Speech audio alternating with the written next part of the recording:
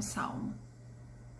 Salmo 134 diz assim: Venham, bendigam o Senhor, todos vocês, servos do Senhor, vocês que servem de noite na casa do Senhor, levantem as mãos na direção do santuário e bendigam o Senhor. De Sião os abençoe o Senhor, que fez os céus e a terra. Este salmo tão pequenininho é um salmo de convocação ao culto. E é isso que eu faço nesse instante. Eu convido a todos vocês, amigos e irmãos, a assistirem o culto da Igreja Evangélica Batista Moriá, que começa nesse instante. Vamos juntos adorar o nosso Deus.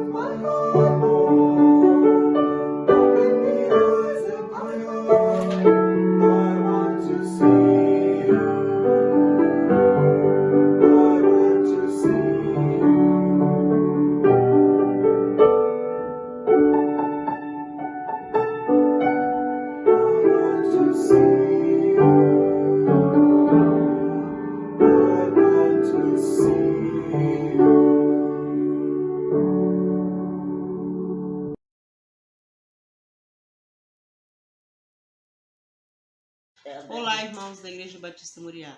O versículo que eu escolhi hoje fica em Naum, capítulo 1, versículo 7, e diz assim: O Senhor é bom, uma fortaleza no dia da angústia, e conhece os que confiam nele. Oremos. Senhor, nosso Deus e nosso Pai, graças te damos pelo Senhor ter nos sustentado até aqui, Pai. Continue conosco, Senhor, nos dando força, nos dando sabedoria e nos sustentando, Pai.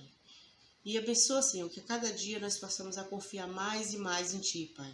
Não deixa, Senhor, nós perder nossa fé, não deixa nós nos abater, que as lutas vêm, Senhor, mas as vitórias serão maiores. Nos proteja e nos livre de todo mal, de toda peste, nos livre dos vírus, proteja cada um de nós. Toma a nossa família Moriá nas Tuas mãos, toma a nossa família, Senhor, nas Tuas mãos. Nós te pedimos e te agradecemos em nome do Senhor Jesus. Amém.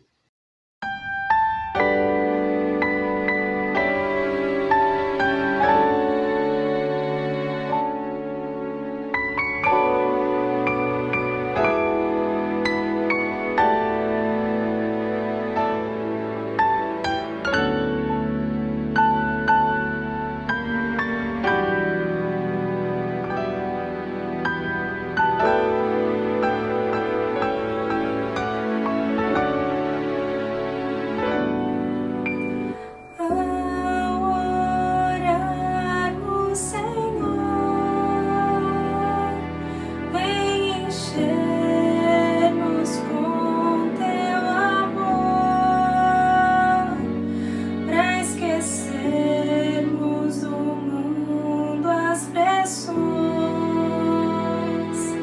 e aquecermos os nossos corações. Ao orarmos, Senhor, vem encher-nos com teu amor, pra esquecermos do mundo as pressões e aquecermos os nossos corações. Nossas vidas vem, pois, transformar e vigor para a alma nos dar. Que outros venham de todo lugar, tua graça conosco suplicar. Ao orarmos, Senhor, vem encher-nos com teu amor, pra esquecermos do mundo as pressões e aquecermos os nossos corações. Nossas vidas vem, pois, transformar e vigor para a alma nos dar. Que outros venham de todo lugar, tua graça conosco suplicar. Que outros venham de todo lugar, tua graça conosco suplicar.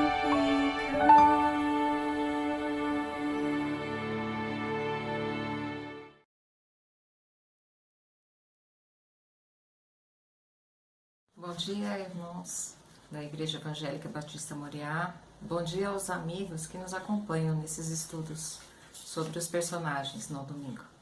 O meu personagem de hoje é Naamã. Vamos falar sobre ele. Essa passagem se encontra na segunda carta a Reis, no capítulo 5, de versículos de 1 a 19. Quem era Naamã? Naamã era um comandante do exército da Síria. Era grande homem diante do seu senhor, que era o rei Ben-Hadad. E ele era muito conceituado. Ele era herói de guerra. Seu nome era comum na Síria, e seu significado provavelmente seja benevolente. Grande líder entre o seu povo, e conquistou uma vitória concedida pelo Senhor. Porém, Naamã era leproso. Embora a lepra fosse uma doença maldita na Síria, assim como era também em Israel, os doentes não eram banidos da comunidade. Sua lepra o separava da comunidade e ele desejava muito livrar-se daquela enfermidade. A esposa de Naamã tinha uma serva israelita, capturada numa dessas incursões feitas pelos sírios em Israel. A garota sugeriu para Naamã que ele visitasse o profeta Eliseu, lá em Samaria, única pessoa capaz de trazer a cura para ele. O rei da Síria permitiu que o seu comandante viajasse para Israel atrás do profeta Eliseu. O rei da Síria até escreveu uma carta de recomendação para o rei de Israel, que era o rei Jorão, e este até acreditou que se tratava de uma provocação de guerra, pois sabia que a lepra era uma doença incurável. Tanto Naamã quanto o rei Ben-Hadad acharam de forma equivocada, que o profeta Eliseu faria o que o rei lhe ordenasse e que tanto o rei quanto o profeta esperavam receber presentes caros em troca do serviço. Por esse motivo, Naamã levou consigo mais de 300 quilos de prata e mais de 60 quilos de ouro e ainda, além disso, vestimentas muito caras. Ele esperava receber elogios pelos presentes. Porém, quando Naamã chegou, o profeta Eliseu nem sequer saiu de sua casa para recebê-lo. Ao invés disso, ele mandou um mensageiro de nome Geazi e disse para que o Geazi instruísse o comandante a percorrer uns 50 e poucos quilômetros até o rio Jordão e mergulhar 7 vezes. Depois disso, estaria purificado da sua lepra. Naamã começou sua jornada em Damasco, o que significa então que ele já havia viajado 160 quilômetros até chegar a Samaria. De modo que mais uns 50 quilômetros a mais não deveriam tê-lo perturbado. Porém, ele se enfureceu e a principal causa dessa ira foi o seu orgulho. Naamã já tinha decidido na sua cabeça como o profeta iria curá-lo. Mas não é assim que Deus trabalha. Deus espera que os pecadores, para receberem a graça, devam se sujeitar à vontade do Senhor, pois Deus resiste ao soberbo, contudo, aos humildes concede a sua graça. Está na primeira carta, Pedro, capítulo 5, versículo 5. O Senhor havia começado a trabalhar no orgulho de Naamã. Naamã não queria se lavar num rio sujo e lamacento como o rio Jordão. Ele queria voltar para Damasco e se banhar nos rios de lá, porque ele achava que eram os melhores. E aí ele pensou, quanto melhor a água, melhor a cura. Estava tão perto, mas tão longe da salvação. Assim, mais uma vez, o Senhor usou um servo para cumprir os seus propósitos. Se Naamã não estava disposto a ouvir a ordem do profeta, talvez desse atenção ao conselho do seu próprio servo. Afinal, Eliseu não pediu para fazer nada de difícil ou impossível.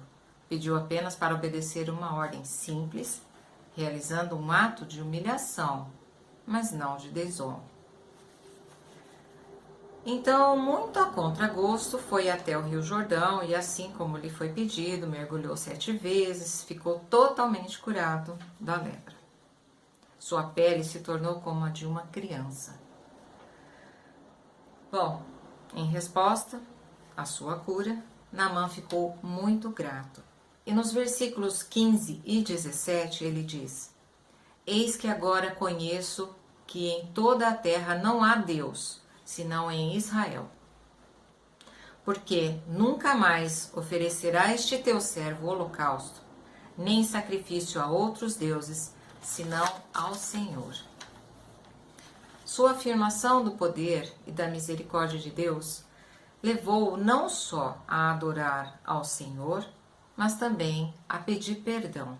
Ele pede perdão por ter que acompanhar o rei da Síria no templo de Rimon, que era um deus deles lá, e ajoelhar-se com ele diante desta imagem. Ele percebeu que o certo era adorar apenas ao único Deus verdadeiro, e a resposta de Eliseu foi: vá em paz. Está no versículo 19. Naamã insiste com Eliseu para que ele aceitasse os presentes que levou, mas Eliseu não aceita.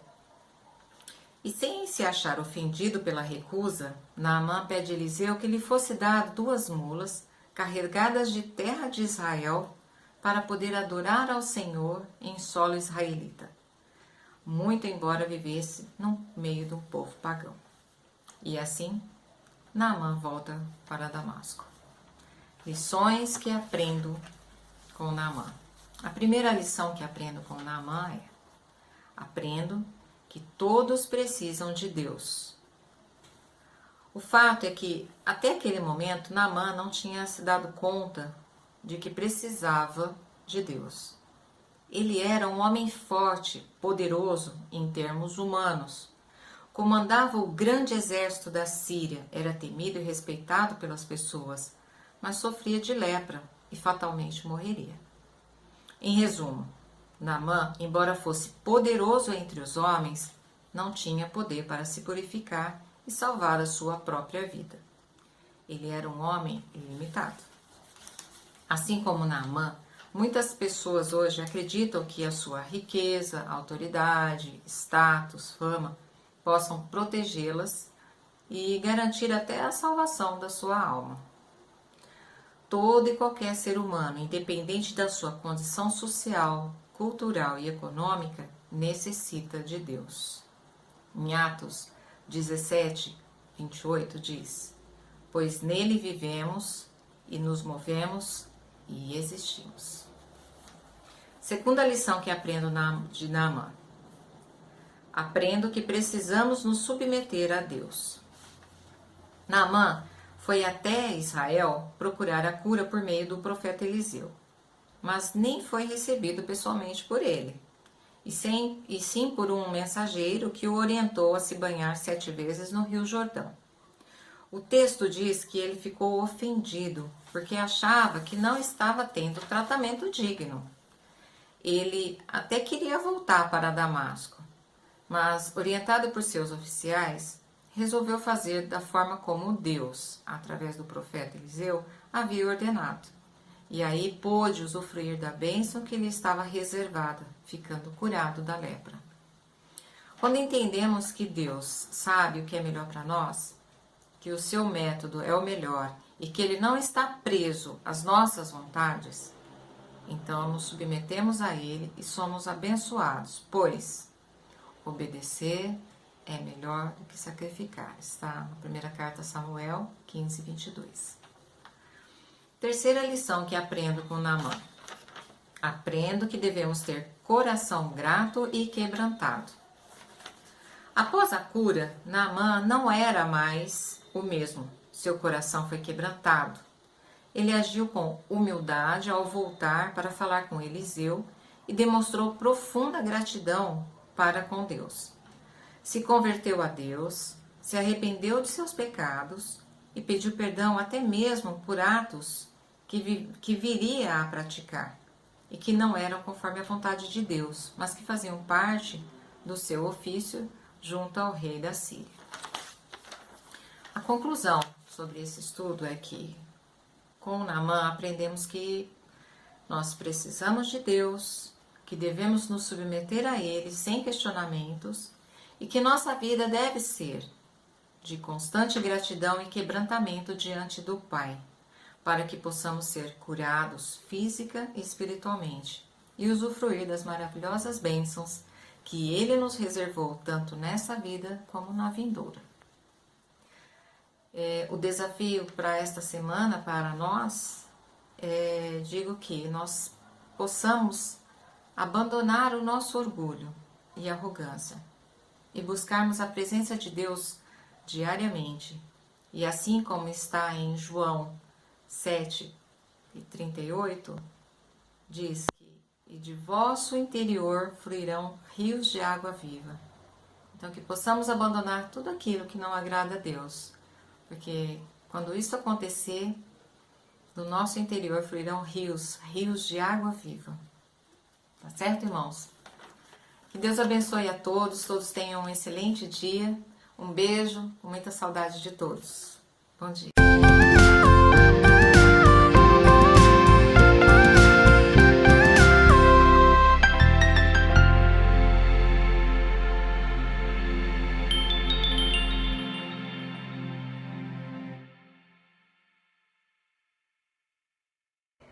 Oi, irmãos, espero que todos estejam bem. Eu estou aqui nesse momento reservado para o Morar em Movimento para a gente conversar um pouquinho sobre alguns assuntos importantes referente ao início da vacinação aqui no nosso país, no Brasil. Agora em janeiro nós iniciamos essa vacinação e eu vim aqui para tentar esclarecer algumas dúvidas e também motivar os irmãos, incentivar os irmãos a se vacinarem. Nós vamos conversar um pouquinho sobre alguns assuntos importantes, mas de forma bem resumida e simples, tentando elencar os principais pontos que podem gerar dúvidas, inseguranças e ansiedades. Bom, antes de nós iniciarmos as explicações, eu gostaria só de ressaltar a importância que a vacinação tem para o controle dessa doença e também da nossa responsabilidade, não só como cidadãos, moral, não só uma responsabilidade sanitária, de saúde pública, nós temos uma responsabilidade também espiritual, porque dessa forma nós estaremos cuidando também uns dos outros e Deus pede para que cuidemos também da sua obra, da sua criação. Tenho certeza que nós, como igreja, temos essa função no mundo e nós precisamos ter isso muito claro na nossa atitude, no nosso discurso, para que todos nós cumpramos então essa missão também no mundo de fazermos o mundo ser melhor através das nossas vidas. Uma das principais inquietações e dúvidas se deve ao fato das vacinas serem produzidas de formas diferentes. Então, cada uma tem uma metodologia. E aí fica a pergunta, qual que é melhor, qual que eu tomo? Realmente todas vão me garantir essa imunidade? E eu vou explicar de uma forma muito simples e sucinta as 3 formas de imunização das vacinas.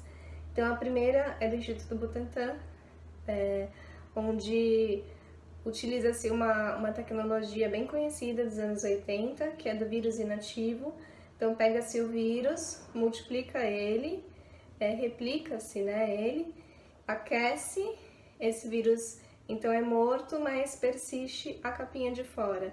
Essa capa tem todas as proteínas do vírus, que quando entra em contato com a gente, o anticorpo se liga a essas proteínas e aí desenvolve toda a nossa resposta imunológica e nos confere a proteção. Então, esse é um mecanismo muito simples, mas muito eficiente.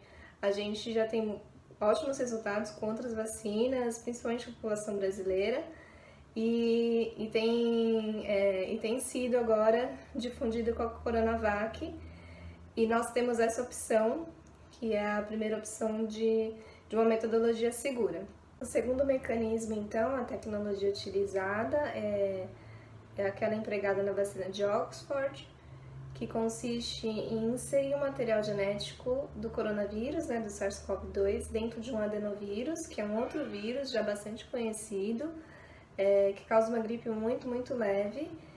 E essa introdução desse material genético, quando infecta nossas células, gera uma expressão nas superfícies lá da célula, então surgem algumas proteínas, e essas proteínas, que são as capinhas do vírus, são reconhecidas pelo nosso sistema imunológico, pelo nosso anticorpo, e nós recebemos então essa proteção por essa forma. Então essa é a segunda tecnologia, também bastante segura, já aplicada em algumas vacinas que nós recebemos. E a terceira tecnologia empregada, que é a mais recente, que é do RNA, são as vacinas produzidas pela Pfizer e pela Moderna. É a que causa mais discussão, porque ela é nova, mas em nada modifica o nosso DNA, não tem nada a ver com isso. Na verdade, o RNA é o material genético do vírus, não tem nada a ver com o nosso material e ele não modifica. O que acontece é que eles conseguem sinalizar, mandar algum sinalzinho dentro desse material genético, que é o RNA mensageiro, para o nosso sistema imunológico, e essa sinalização é que atrai as células de defesa para combater o vírus. Então, na verdade, não existe em nenhuma vacina o vírus ativo, não existe. Não existe possibilidade de ninguém contrair o coronavírus, ficar doente, ter alguma reação. Todas as vacinas já foram testadas e nenhuma causa efeitos adversos, assim, e não existe efeito adverso grave, então elas são totalmente seguras e já utilizamos boa parte dessa tecnologia para outras vacinas. Então nós temos esse respaldo científico.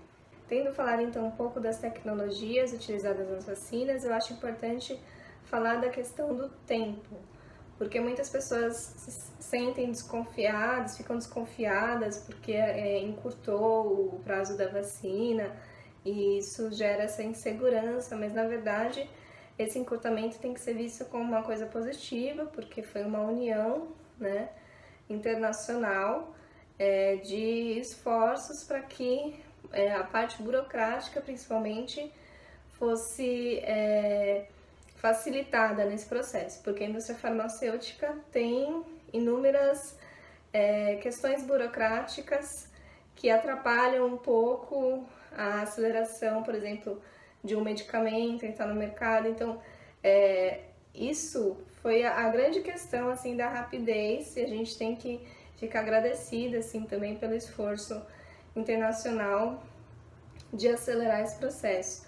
E podemos ficar seguros que todas as vacinas passaram por pesquisa científica. Então, existiu a fase experimental, pré-clínica, onde é levado em laboratório, são testados em animais, e ali veio a produção de anticorpos. Depois a fase 1, a famosa fase 1, 2, 3, a fase 1 de segurança, que é um pequeno grupo de humanos, e aí é um rigor metodológico muito intenso, onde essa fase, os voluntários reagem bem, aí vamos para a segunda fase de segurança, que é a fase 2, aí centenas de voluntários também são testados, e aí a fase 3, que é essa última fase que eu acho que as pessoas têm mais conhecimento por terem ouvido mais, mas é a fase onde se testa o grupo placebo, controle, e aí são milhares de pessoas, né?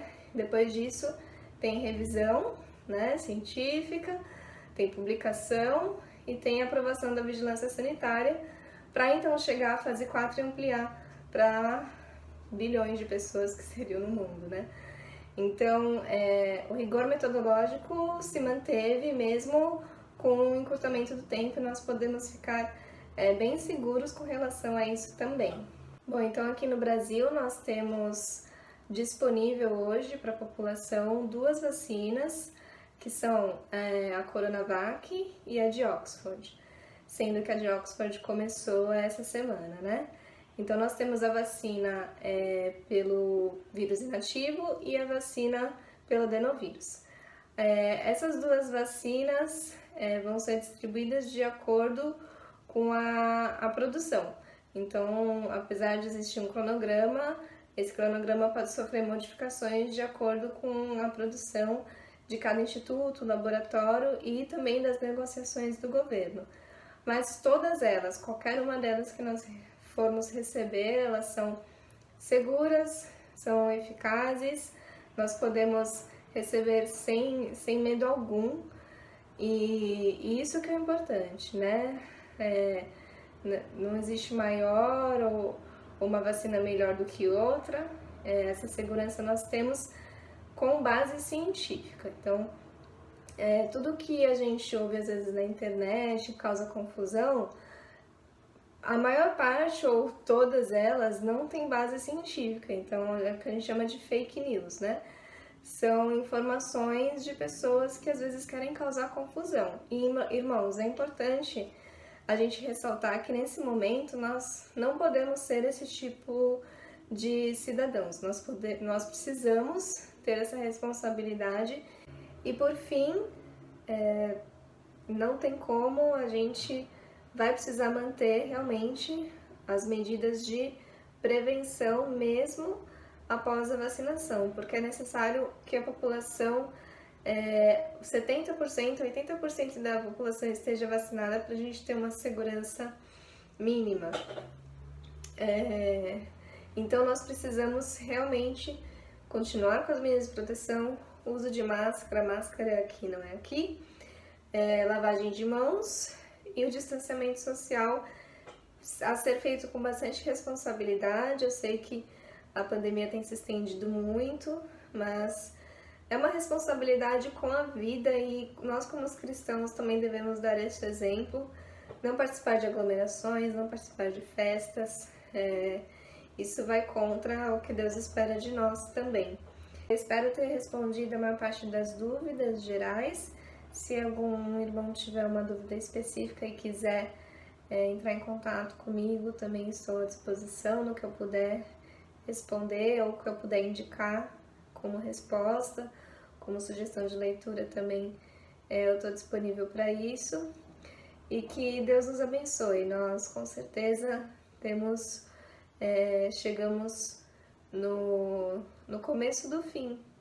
E nós devemos estar gratos e continuar orando por todas as pessoas, fazendo a nossa parte. E com certeza nós chegaremos vitoriosos se todos fizerem a sua parte.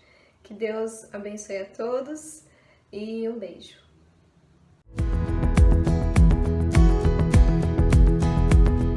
Se da vida vagas procelosa ação, se com desalento julgas tudo vão, contas muitas bênçãos, dize-as de uma vez, hás de ver surpreso quanto Deus já fez.